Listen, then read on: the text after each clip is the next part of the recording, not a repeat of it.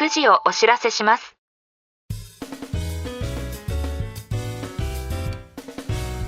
This program is Whiskey Radio, Drama FM. 時刻は午後9時を回りました。金曜日の夜のウイスキーラジオ、ドラマ FM の時間です。お相手はナビゲーターのシーカーでお送りします。この番組ではウイスキーニュースをはじめ、バーで見かけたら一度召し上がっていただきたいウイスキーをご紹介していきます。ぜひお酒を飲みながらどうぞ最後までお付き合いください。コメントをいただきました。ありがとうございます。こちらは新道の会でいただいたコメントですね。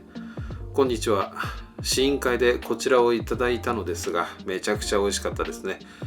蒸留所の方曰く、ニューポットの時点ですでに甘みが強いそうです。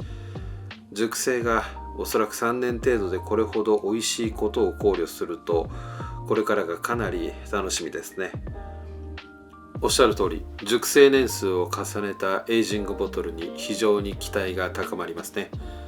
新道蒸留所の篠崎社長にもその点についてのお考えを伺ったんですが、朝倉の自然は寒暖差が激しいので、熟成が早く進みすぎてしまうため、ゆっくりと熟成が進む長熟に耐えうる設備が必要になるだろうとのことでした。空調設備による人工的なコントロールはなるべく避けたいように見受けられたので、どこか環境が一定に保たれる場所があれば、今後エイジングボトルも期待できそうな気がします。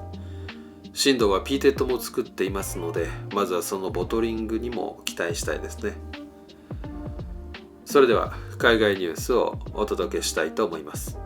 イングランドで今、ウイスキーの世界に新たな波が押し寄せています。工業地帯からのどかな田園地帯に至るまで、新進気鋭の蒸留家たちによって50以上の蒸留所が誕生し、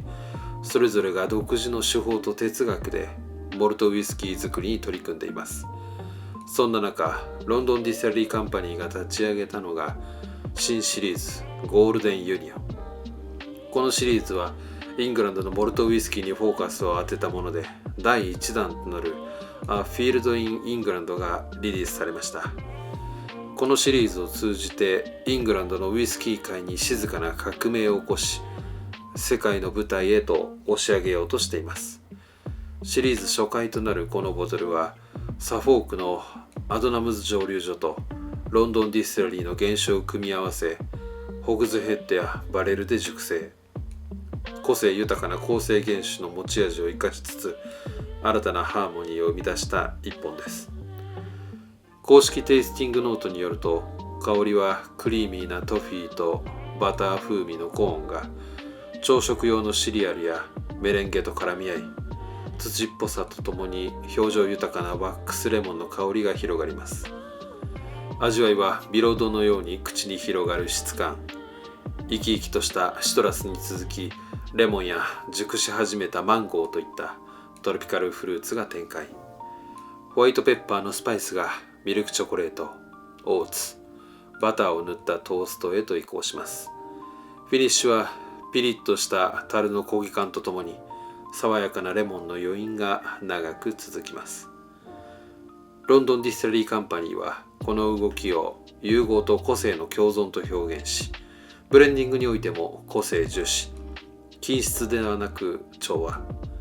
すべてイングランド産という3つの哲学を貫いています。このシリーズは今後もイングランド各地の蒸留所と連携し、さまざまなスタイルの原酒を組み合わせた小ロットのボトリングを展開予定。次回リリースに向けた舞台裏のブレンド作業やパートナー蒸留所とのインタビューなども公開される予定です。ロンドンから始まるイングリッシュウイスキーの新時代、どうぞご注目ください。動画の概要欄に公式サイトのリンクを貼っておきますので、気になる方はぜひチェックしてみてください。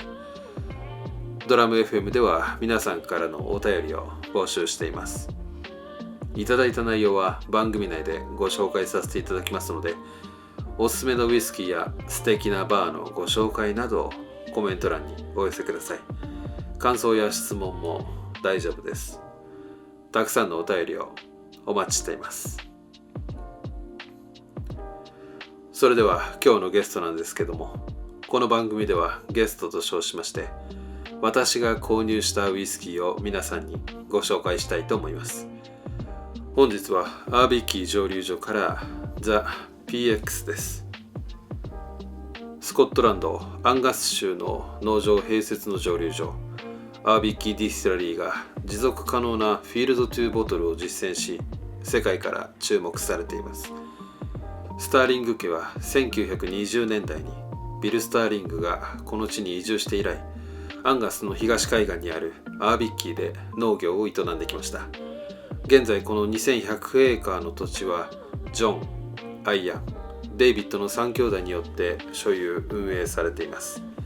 彼らは2013年に蒸留所を建設し、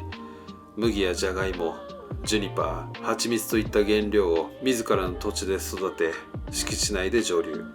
瓶詰めまで一貫生産する姿勢が特徴です。さらに蒸留所ではソーラーパワーでの運用や風力発電による水素ボイラー導入といったエコ施策を推進。蒸留副産物は飼料や肥料に再利用するなど、環境への配慮を徹底しています。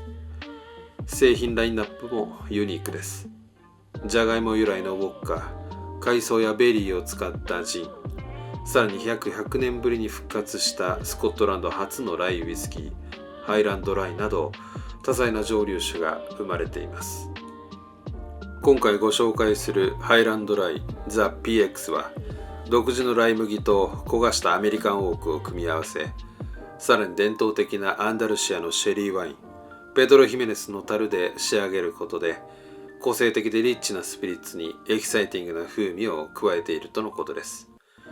どんな味がするんでしょうか。ではストレートでいただいてみたいと思います。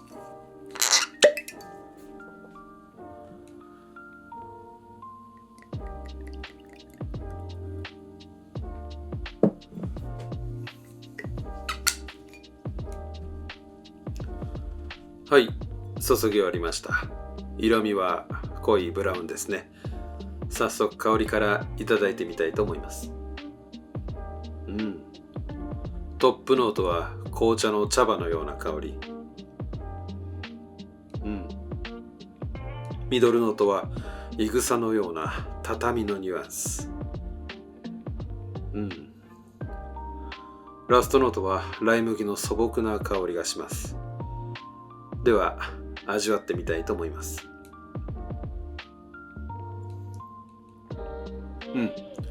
口当たりはソフトでボディはミディアム。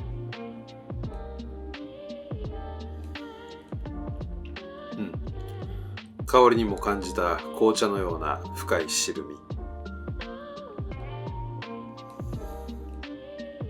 み。クローブのピリッとした刺激味。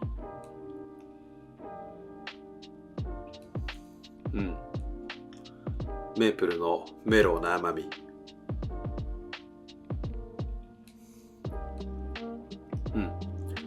オレンジマーマレードのようなシトラスの苦みがします。フィニッシュは紅茶のコクが広がり、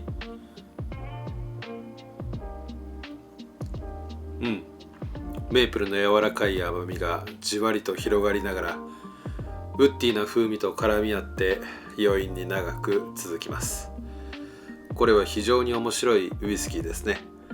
ライ 60%、小麦 15%、麦芽 25% の比率で作られたシングルグレーンウイスキーですが、アメリカンウイスキーのようなマッシュビルなのに全く違う味わいが感じられます。